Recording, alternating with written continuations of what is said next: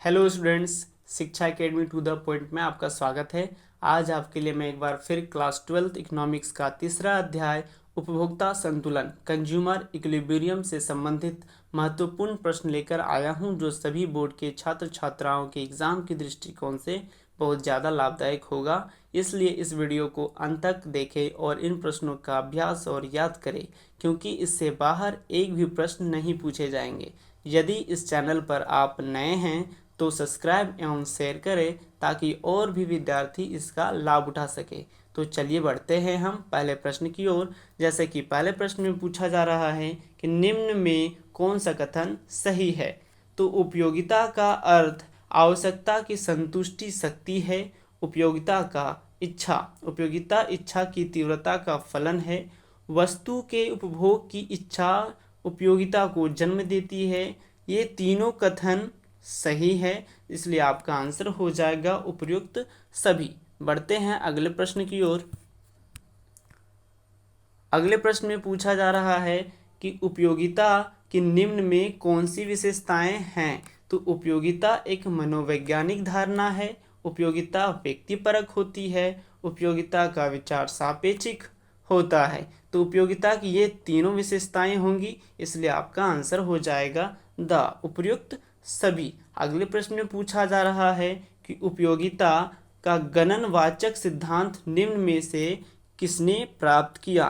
तो उपयोगिता का गणनवाचक सिद्धांत मार्शल द्वारा प्राप्त किया गया था। बढ़ते हैं अगले प्रश्न की ओर। अगले प्रश्न में पूछा जा रहा है उपभोक्ता व्यवहार का अध्ययन किया जाता है। तो उपभोक्ता व्यवहार का अध्ययन सूक्ष्म अर्थशास्त्र में किया जाता है। अगले प्रश्न में पूछा जा रहा है गोसेन का प्रथम नियम निम्न में कौन सा है। तो गोसेन का प्रथम नियम सीमांत उपयोगिता ह्रास नियम को कहा जाता है। बढ़ते हैं अगले प्रश्न की ओर। अगले प्रश्न में पूछा जा रहा है निम्न में कौन सा कथन सही है। जब तक सीमांत उपयोगिता धनात्मक है तब तक कुल उपयोगिता बढ़ती है। जब सीमांत उपयोगिता शून्य हो जाती है तब कुल उपयोगिता अधिकतम होती है। जब सीमांत उपयोगिता ऋणात्मक होती है तब कुल उपयोगिता घटने लगती है।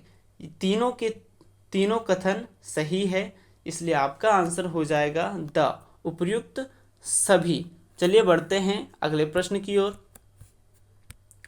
अगले प्रश्न में पूछा जा रहा है सीमांत उपयोगिता कैसे निकालते हैं, मार्जिनल यूटिलिटी कैसे निकालते हैं। तो मार्जिनल यूटिलिटी कैसे निकालते हैं। तो change in total utility divided by change in quantity, यानी कि कुल उपयोगिता में परिवर्तन और कुल वस्तु की मात्रा में परिवर्तन। कुल उपयोगिता में परिवर्तन और वस्तु की मात्रा में परिवर्तन को अगर डिवाइड कर दिया जाए तो आपका सीमांत उपयोगिता यानी कि मार्जिनल यूटिलिटी निकल जाता है। तो आपका आंसर हो जाएगा change in total utility divided by change in quantity. अगले प्रश्न में पूछा जा रहा है कि जब कुल उपयोगिता अधिकतम होती है तब सीमांत उपयोगिता होती है। तो जब कुल उपयोगिता अधिक हो जाती है तो सीमांत उपयोगिता शून्य होती है। तो बढ़ते हैं अगले प्रश्न की ओर। अगले प्रश्न में पूछा जा रहा है कि समसीमांत उपयोगिता नियम के विचार के मूल प्रतिपादक कौन थे। तो समसीमांत उपयोगिता नियम के विचार के कुल जो मूल प्रतिपादक थे वे गोसेन थे। आपका आंसर हो जाएगा ब गोसेन। अगले प्रश्न में पूछा जा रहा है कीमत या बजट रेखा का ढाल होता है। तो कीमत रेखा का ढाल या बजट रेखा का ढाल जो निर्धारित किया जाता है वो x वस्तु की प्राइस और y वस्तु के प्राइस पर निर्धारित किया जाता है। तो आपका आंसर हो जाएगा px डिवाइडेड बाय py। चलिए बढ़ते हैं अगले प्रश्न की ओर। अगले प्रश्न में पूछा जा रहा है कि उदासीनता वक्र होता है। उदासीनता वक्र होता है तो उदासीनता वक्र मूल बिंदु की ओर उन्नतोदार होता है। अगले प्रश्न में पूछा जा रहा है उपयोगिता का संबंध होता है।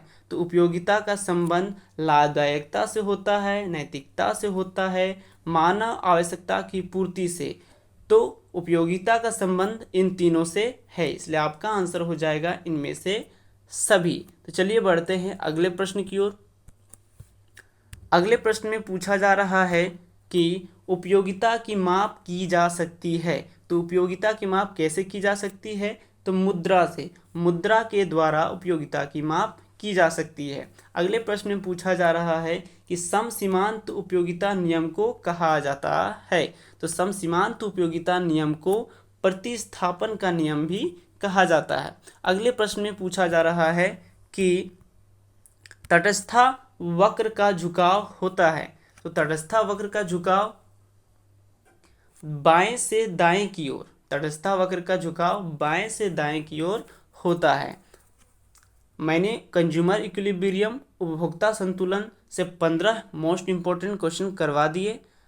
अगले वीडियो में मैं इसी चैप्टर से और मोस्ट इंपॉर्टेंट क्वेश्चन करवाने वाला हूं, और मैंने इकोनॉमिक्स का पहला और दूसरा चैप्टर का मोस्ट इंपॉर्टेंट क्वेश्चन ऑलरेडी करवा दिया है।